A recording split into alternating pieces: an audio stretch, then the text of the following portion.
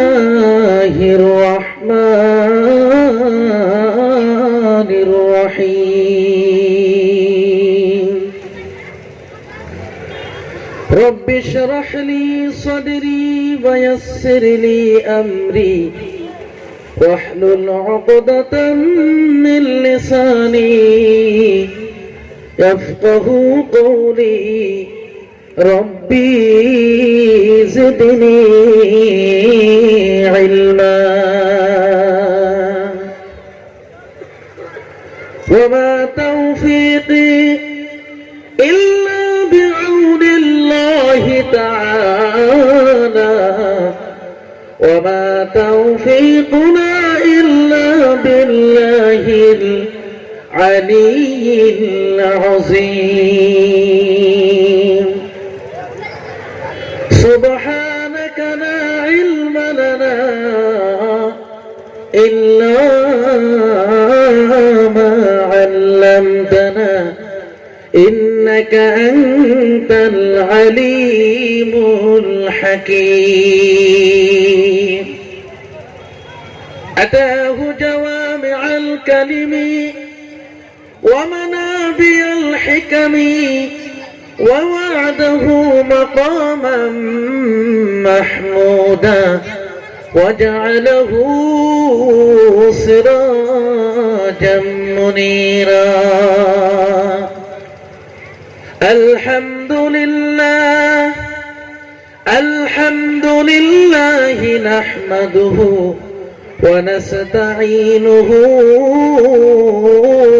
ونستغفره ونؤمن به ونتوكل عليه ونعوذ بالله من شرور أنفسنا ومن سيئات أعمالنا من يهدي الله فلا مضل له ومن يضلله فلا هادي له ونشهد أن لا إله إلا الله وحده لا شريك له ونشهد أن سيدنا ونبينا وحبيبنا وشفيعنا وإمامنا ومولانا محمدا عبده ورسوله أرسله الله تعالى بالحق بشيرا ونذيرا وداعيا إلى الله بإذنه وسراجا منيرا فقد قال الله تعالى في كلامه المجيد والفرقان الحميد قل إن الموت الذي تفرون منه فإنه ملاقيكم ثم تردون إلى عالم الغيب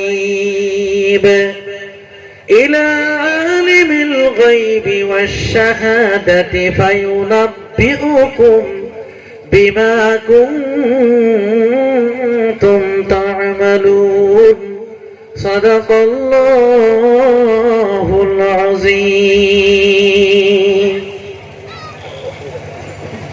قال النبي صلى الله عليه وسلم القبر روضة من رياض الجنة أو حفرة من حفر النار أو كما قال النبي عليه الصلاة والسلام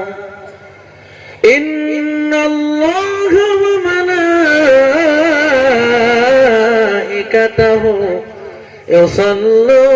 يصلون على النبي يا أيها الذين آمنوا صلوا عليه وسلموا تسليما اللهم صل على سيدنا مولانا محمد سيدنا مولانا محمد محبت উচ্চ সুরে প্রাণ খুলে সবাই পড়েন اللهم صل على سيدنا مولانا محمد وعلى آل سيدنا مولانا محمد কেমন করে সুবীরে মন যে ঘরের নাই বিছানা কেমন করে সুবীরে মন যে ঘরের নাই ঠিকানা আল্লাহুম্মা সাইয়্যিদিনা মাওলানা মুহাম্মদ ওয়া আলা আলি সাইয়্যিদিনা মাওলানা মুহাম্মদ কেমন করে সুবীরে মন যে ঘরের নাই বাতি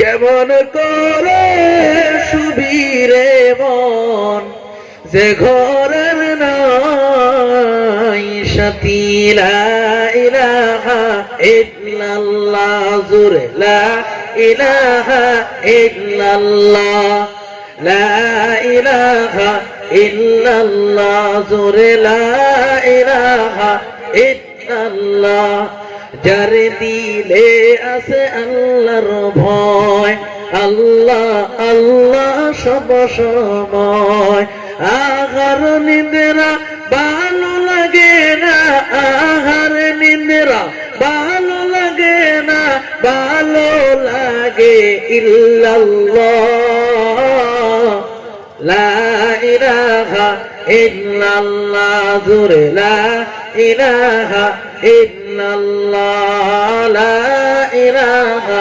ইল্লাল্লাহ লা ইলাহা ইল্লাল্লাহ মুহাম্মাদুর রাসূলুল্লাহ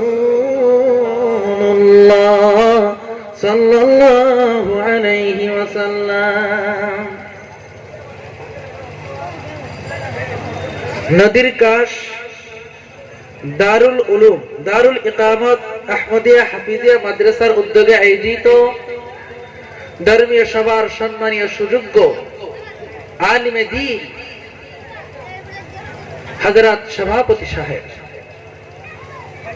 আজকে সবার বিশেষ করে মুখ্য বিশেষ অতিথিবৃন্দ মুআজ্জাজ মুকাররম জাতির মুকুট ওয়ারাসাতুল আম্বিয়া হযরত উলামায়ে কেরাম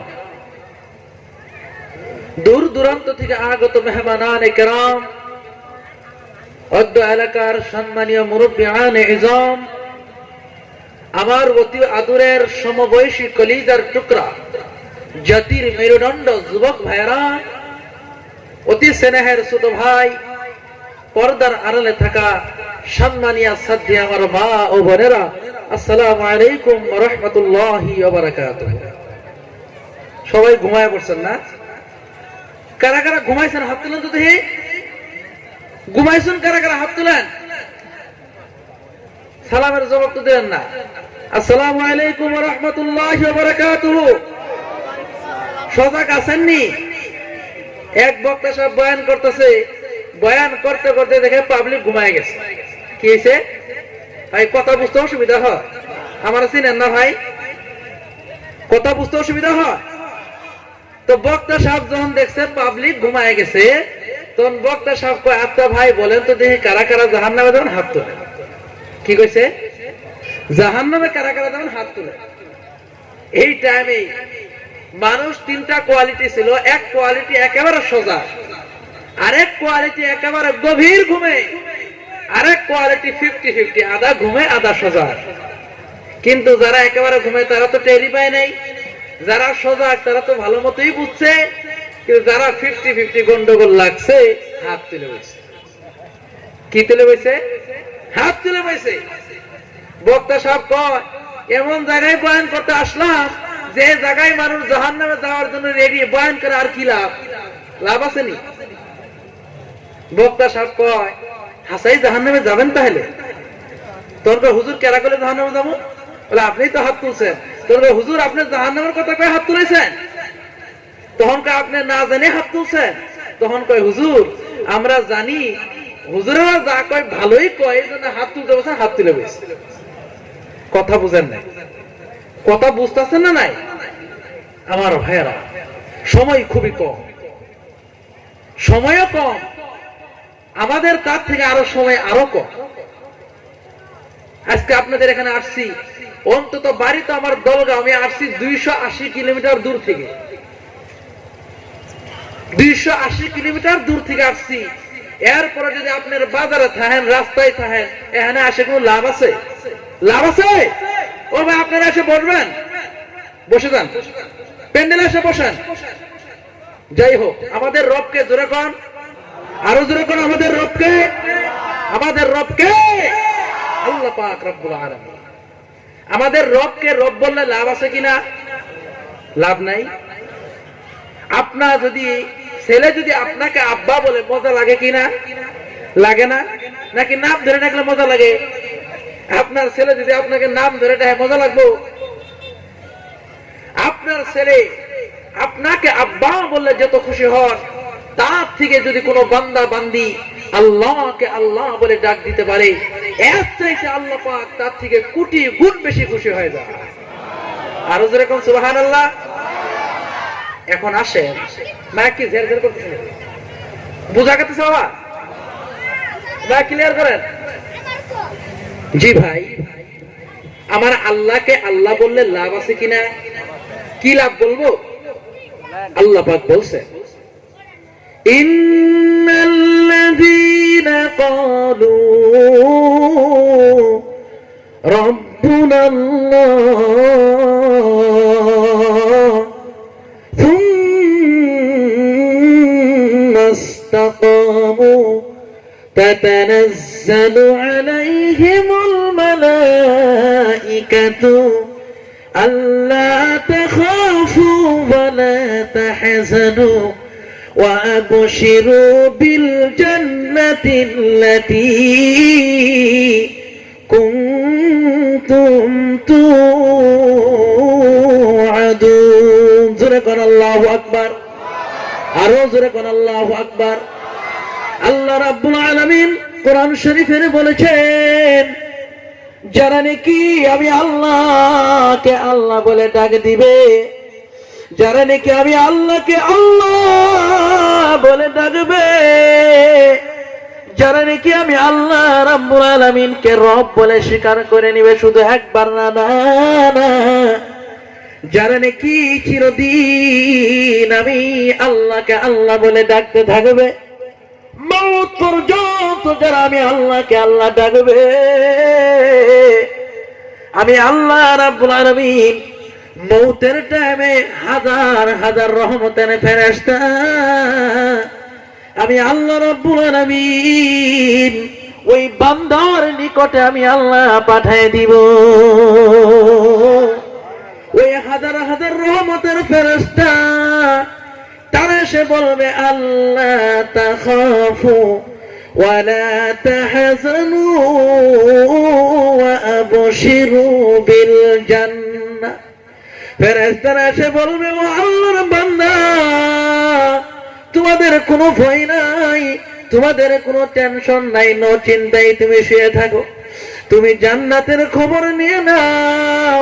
তুমি মরতে দেরি, আবার আল্লাহ পাক রব্বুল আলামিন তোমাকে জান্নাত দিতে দেরি করবেন না। জোরে কোন সুবহানাল্লাহ।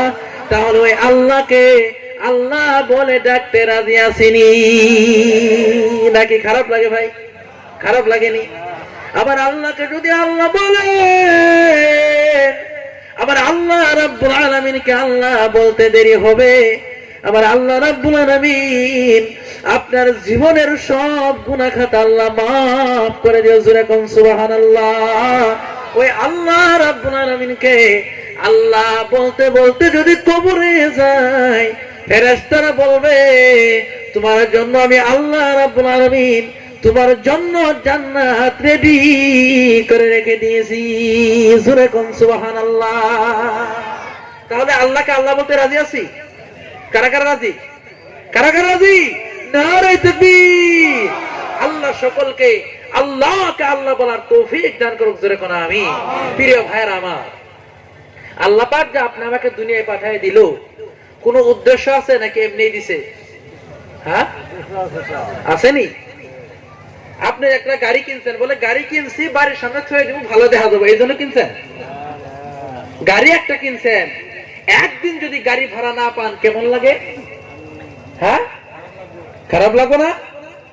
একদিন যদি গাড়ি বাড়িতে বসে থাকে, আপনার মন যদি খারাপ হয়, আল্লাহ পাক রব্বুল আলামিন আপনি আমাকে দুনিয়ায় পাঠিয়ে দিলেন, উদ্দেশ্য আছে নাকি এমনি পাঠাইছে? উদ্দেশ্য আছে না?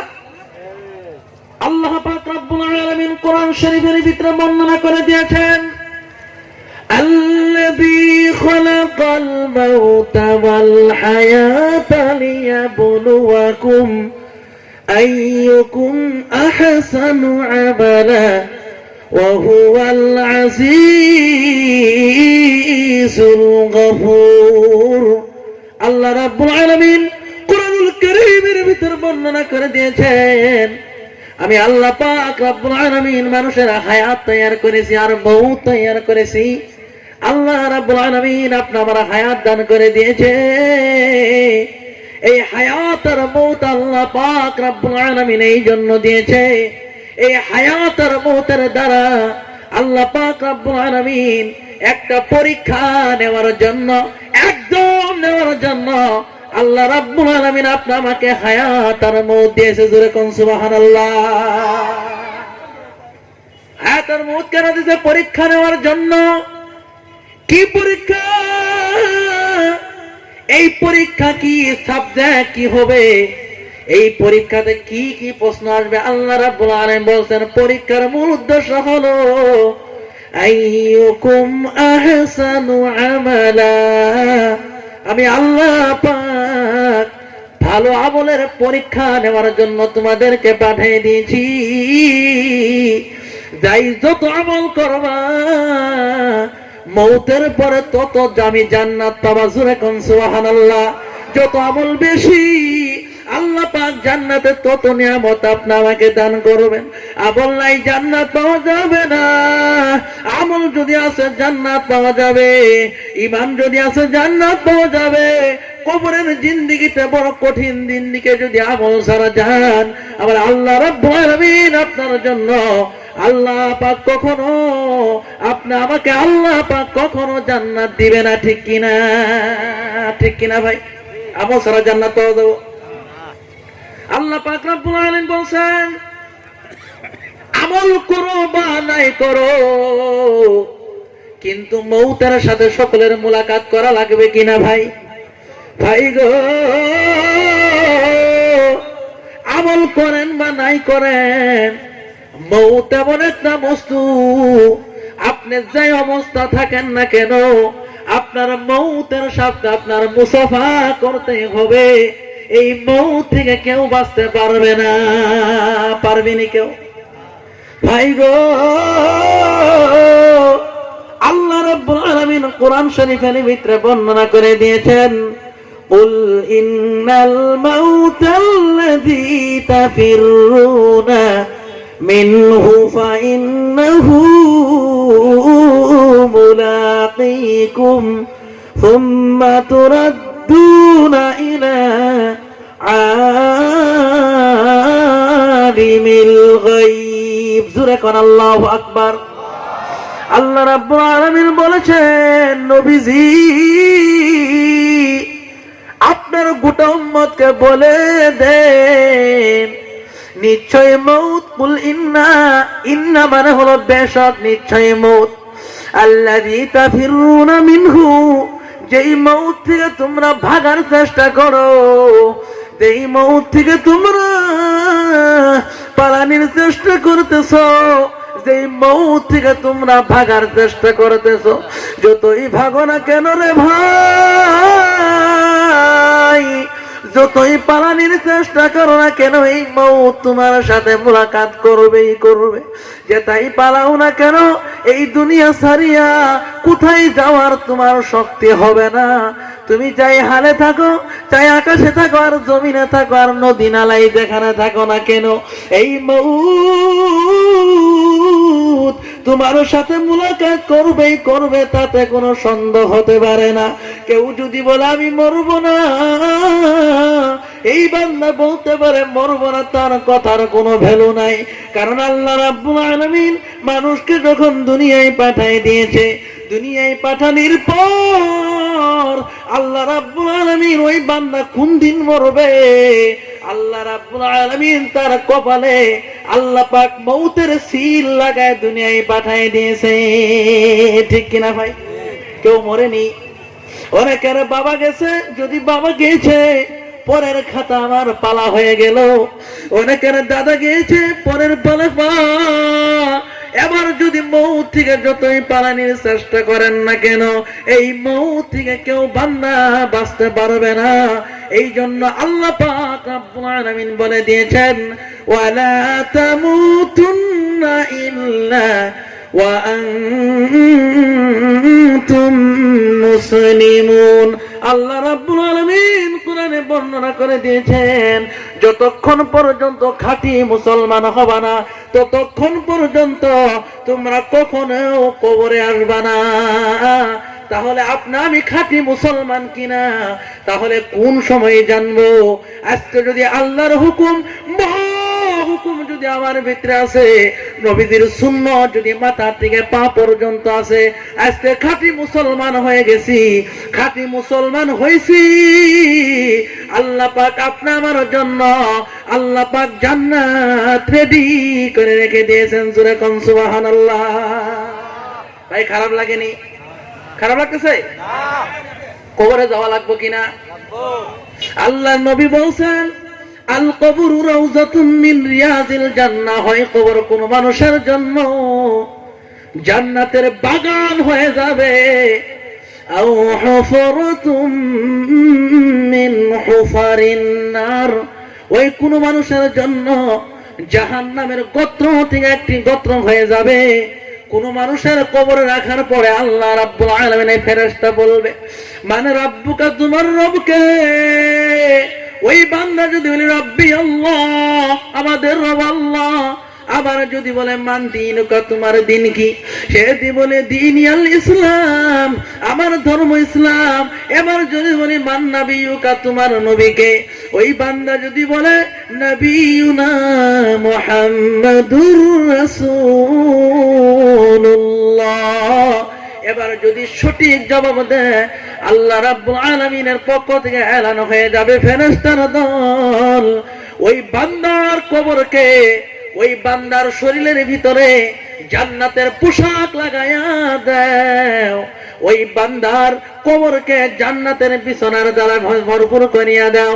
ওই বান্দার দৃষ্টি যতক্ষণ পর্যন্ত যায়, ওই কবরকে, ওই বান্দার কবর আর জান্নাতের সঙ্গে তুমি কানেকশন লাগাই দাও। সুবহানাল্লাহ। তাহলে আর যদি কোনো বান্দা এই কবর যদি হিসাব না দিতে পারে, মরার পর আল্লাহ রাব্বুল আলামিনের ফেরেশতারা যখন বলবে মান রাব্বুকা, বলবে হাই হাতালা আদরি, আমি কিছু জানি না, আমি কিছু জানি না। এমন অবস্থা হয়ে যাবে, এবার বান্দাকে বলবে ওমান নাবিয়ুকা, বলে নবীকে আমি চিনি না। ওমান দীনুকা, তোমার দিন কি? সে বলবে আমার দিন কি আমি চিনি না। এমন জবাব যদি কেউ দেয়, এবার ফেরেশতারা এমন ভাবে তাকে চাপা দেওয়া হবে, এই দিকের পাথরের হাড় অন্য দিকে চলে যাবে, আরেক পাথরের হাড় আরেক পাথরে চলে যাবে, কবরকে জাহান্নামের আগুনের দ্বারা ভরপুর করে দেওয়া হবে। এবং ওই বান্দার এত আযাব শুরু হবে, বান্দা চিৎকার করা তার আর কোনো রাস্তা থাকবে না। এই জন্য আপনি আমি যদি কবরে শান্তি পেতে চাই, তাহলে খাঁটি মুসলমান হওয়া দরকার আছে কিনা? আছে কিনা ভাই? আমার ভাইয়ের, আমার বন্ধুগণ, কবর এমন ভয়ের জায়গা হবে, এমন ভয়ের জায়গা হবে, কারণ হাসরের মাঠ একটা দিন হবে 50,000 বছরে একদিন। কত হাজার বছর? কত হাজার বছর? 50,000 বছর যদি একদিন হয়, দিনটা লম্বা হবো না খারাপ হবো? হ্যাঁ, কত লম্বা? সীমা আছে। 50,000 বছর যদি একদিন হয়, হাসরের মাঠ একটা দিন যদি 50,000 বছর হয়, আবার এইদিকে কবরের জিন্দিগি কত কোটি কোটি বছর যাবে, কোন বান্দা বলতেও পারবে না, আল্লাহ ছাড়া কেউ জানে না। এই কবরে কোটি কোটি বছর শুয়ে থাকতে হবে। ফুলসিরাত, একটা পুল আছে, ওই পুল লম্বা হবে 30,000 বছরের রাস্তা। কত হাজার বছর? কত হাজার? কত লম্বা হবো? এই যে এখানে লালপুর ব্রিজ আছে, এত বড় হবো না? হ্যাঁ, কত বড় হবো? 30,000 বছরের রাস্তা। চিন্তা করছেন? পুলটা এত মোটা, চুলের মতো মোটা। কত মোটা হবো ভাই? চুলের মতো মোটা হবে, চুলের মতো ভাই মিহি, হীরা চাইতে আরো ধার হবে। ওই পুল দিয়ে 30,000 বছরের রাস্তা পার হতে হবে। আল্লাহ রাব্বুল আলামিন সেদিন মিজান কায়েম করবে, যেদিন নাকি এই সূর্য, যেই সূর্য আজকে প্রহর দিতেছে, এই সূর্যের প্রহর আরো 10 গুণ বেড়ে যাবে, আর হাসরের মাঠ হয়ে যাবে তামা। কি হয়ে যাবে? তামা চিনেননি? তামাতে যদি রোদ লাগে, তামা গরম হয় নাকি ঠান্ডা হয়? এই তামার ভিতরে যদি একবার রোদ পড়ে যায়, তামা যদি গরম হয়, সহজে ঠান্ডা হয় না। এমন গরম তামা গরম হয়ে যাবে, আর ওই মানুষের সূর্য মানুষের মাথার উপরে থাকবে। মানুষের মাথার ঘামগুলি টপ টপ করে গলে পড়া আরম্ভ হয়ে যাবে। মানুষে বলবে, আল্লাহ আর বাঁচার রাস্তা নাই, আজকে কোথায় যাই কোথায় যাই, বাঁচার কোন রাস্তা নাই। এবার দৌড়া দৌড়ি করিয়া তারা হযরত আদম আলাইহিস সালামের কাছে যাবে। আদম আলাইহিস সালামকে বলবে, ও আদম, আমরা ফেসে গেছি, আমাদের জন্য দয়া করে একটু সুপারিশ করেন। আদম আলাইহিস সালাম বলবে, না না, আমার আল্লাহ এত রাগ হয়ে গেছে, আমার আল্লাহ এত রাগ হয়ে গেছে। আমার আল্লাহ রাব্বুল আলামিন আজকের দিনে গোটা জমিনকে আল্লাহ বাম হাতে বেচায় নিয়েছে। আল্লাহ রাব্বুল আলামিন এই গোটা আকাশকে ডান হাতে বেচায় নিয়েছে। আমার আল্লাহ পাক এত রাগ হয়ে গেছে, এত রাগ হয়ে গেছে, আল্লাহর সাথে কথা বলার সাহস আমি আদমের হবে না। জোরে কোন কত বড় কথা! আল্লাহু আকবার, আল্লাহু আকবার। আদম আলাইহিস সালাম যদি কথা বলার সাহস না পায়, দিনটা কত কঠিন হবো। এবার আদম নবী বলবে, না না, তোমরা যাও হযরত মূসা আলাইহিস সালামের নিকটে যাও, কারণ মূসা আলাইহিস সালাম তিনি আল্লাহর সঙ্গে বারবার কথা বলতেন, তিনি বারবার আল্লাহ রাব্বুল আলামিনের সঙ্গে কথা বলতেন। ওনার কাছে গেলে হতে পারে তোমরা সুপারিশ পেয়ে দেওয়া। জোরে কোন সুবহানাল্লাহ। এবার দৌড়াদৌড়ি করে হযরত মূসা আলাইহিস সালামের কাছে আসবেন। আসার পর মূসাকে বললেন, মূসা, আমরা ফেসে গেছি, আমাদের ব্যাপারে একটু দয়া করে সুপারিশ করেন। মূসা আলাইহিস সালাম বললেন, না না, হতে পারে না, আমি এক আল্লাহর বান্দাকে শাসন করার জন্য ছোট্ট একটা থাপ্পড় দিয়েছিলাম, এই থাপ্পড় দেওয়ার সাথে সাথে ওই বান্দা মারা গেছে। আমি আল্লাহর সম্মুখে যাওয়ার পরে আমার আল্লাহ যদি কয় মুসা ওই বান্দাকে তুমি কেন মারেছ, আমি কি জবাব দিব? আমার বড় ভয় আল্লাহর সম্মুখে কি জবাব দিব। এই জন্য আমি আল্লাহর সম্মুখে যাওয়ার আমি মুসারও সাহস হয় না। কথা শুনতেছেন ভাই? শুনতেছেন? মুসা নবী বলবে না না তোমরা যাও, হযরত ইব্রাহিম আলাইহিস সালামের কাছে গেলে সুপারিশ পেয়ে যাবা। এবারে তারা দৌড়াদৌড়ি করিও।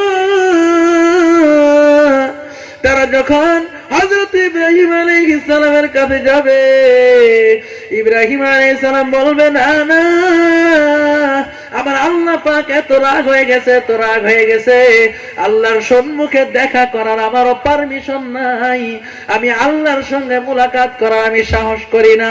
তবে তোমাদেরকে বলতে পারি তোমরা যাও হযরত ঈসা আলাইহিস সালামের কাছে যাও, আমার মনে হয় তিনি আল্লাহ পাকের কাছে তোমাদের ব্যাপারে সুপারিশ করবে। এবারে ঈসা আলাইহিস সালামের কাছে যাওয়া হবে। ঈসা আলাইহিস সালাম বলে না না আমার অধিকার নাই, আমার আল্লাহ পাক রব্বুল আলামিন এত রাগ হয়ে গেছে। আমি যাওয়ার পর ঈসা আলাইহিস সালাম বলবে আমি যাওয়ার পর আমার জানি কি হয়। ইয়া নাফসি ইয়া নাফসি, আমার বড় ভয় হয়, আমার বড় ভয় হয়। আল্লাহর জালালি নজরে আমি ঈসা আলাইহিস সালাম যাইতে সাহস করি না। এবার কি বলা হবে?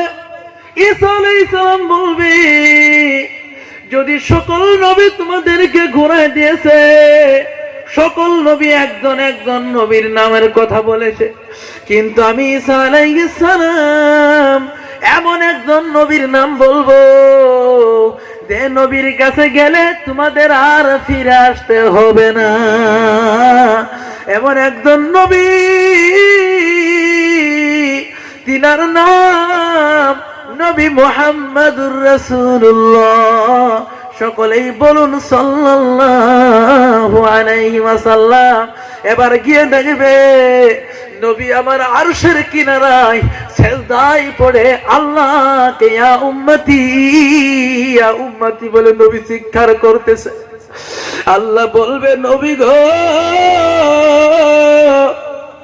আপনি তো কম কাঁদেন নাই, তায়েফের ময়দানে আপনার কতই না রক্ত আমি আল্লাহ প্রবাহিত করে দিয়েছি। আয় নবী গো উহুদের ময়দানে আপনার দান মুবারক পর্যন্ত শহীদ করে দিয়েছে, কত মেরে খেয়েছেন নবীজি। দুনিয়া থাকতে আপনি কোনোদিন পেট ভরে খানা খান নাই, দুনিয়া থাকতে আমি আরামে ঘুমান নাই। আজকের দিনে এত দামি দিন আমি আল্লাহ রাব্বুল আলামিনের ডান পাশে চেয়ারের ব্যবস্থা করেছি আপনাকে বসার জন্য। ও নবীজি আপনাকে আজকে আমি মাকামে মাহমুদ দান করেছি, আজকে আপনাকে আমি হাউজে কাউসার দান করেছি। আজকে আপনার কাঁদার দিন না, আজকে আপনার খুশির দিন। ও নবী গো আজকে আপনি কাঁদবেন না। আল্লাহর নবী বলবেন আল্লাহ আমাকে হাউজে কাউসার দান করেছো, আমাকে মাকামে মাহমুদ দান করেছো, তাতে আমি খুশি না। আমি দেখতে পারছি আবার হাজার হাজার গুনাহগার উম্মতকে জাহান্নামে টেনে নেওয়া হইতেছে। আল্লাহর নবী বলবেন আল্লাহ আমার উম্মতকে যতক্ষণ জান্নাত দিবা না আমি নবী ততক্ষণ মাকামে মাহমুদে বসবো না। সেই নবী, ওই নবীকে পেতে আমি রাজি আছি না নাই ভাই? এমন নবী আমার দুনিয়া তো ভুলেন নাই, যেই নবী আল্লাহ রাব্বুল আলামিনের দরবারে গিয়ে আপনি আমাকে ভুলবেন না।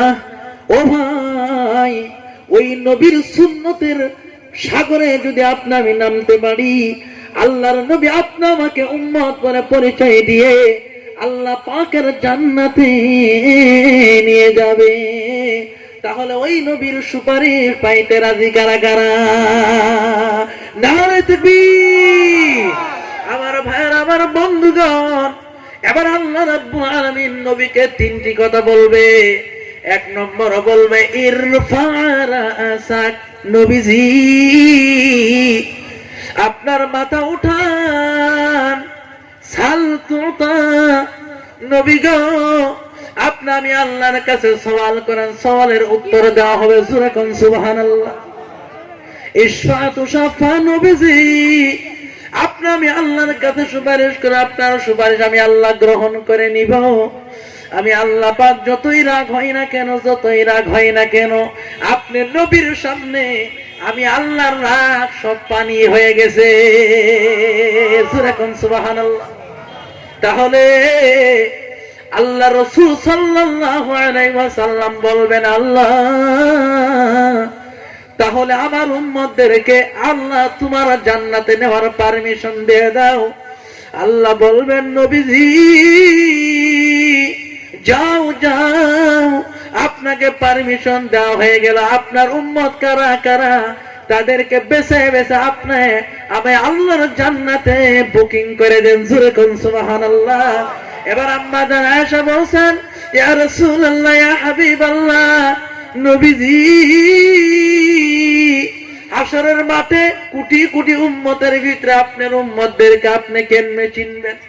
আল্লাহর নবী বললেন, কোন মানুষের ঘোড়া যদি হাজার হাজার ঘোড়ার ভিতরে যদি হারিয়ে যায়, হারানির পর ওই ঘোড়ার কপালে যদি সাদা একটা চিহ্ন থাকে, আর অন্য ঘোড়ার ভিতরে যদি কপালে কোনো সাদা চিহ্ন না থাকে, তাহলে সাদা চিহ্নওয়ালা ঘোড়ার মালিক ওই ঘোড়াকে তালাশ করে পাবে কিনা?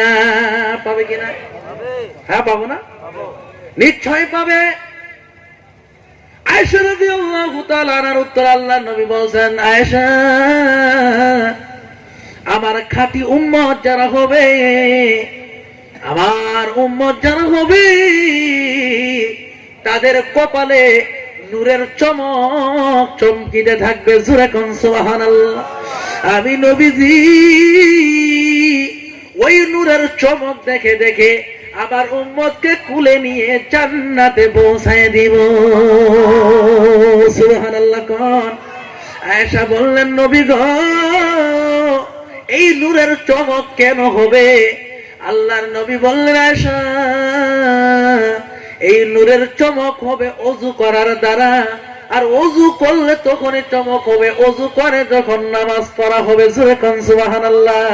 তার ওযু করার দ্বারা কপালের ভিতরে নূরের চমক জাগ্রত হয়ে যাবে। এই চমক দেখে দেখে আমি নবী আমার উম্মতকে বেছে বেছে জান্নাতে নিয়ে যাব। জোরে কোন সুবহানাল্লাহ। তাহলে এই চমক আপনি আমার কপাল আনতে হলে ওযু করা দরকার আছে কিনা? আছে না নাই?